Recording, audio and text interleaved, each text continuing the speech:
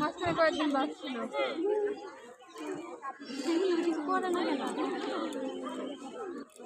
ছুটি দিবে কবে থেকে জানেন না বাচ্চাদের? ওই যে ওইদিকে অনেকে বলে কালকে নাকি দিবে, দিলে তো ভালো হইতো।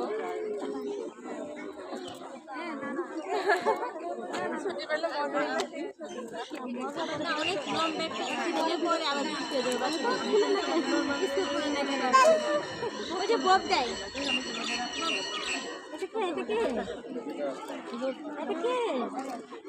যখন হাঁটো যাও তখন আর নাম দেবে।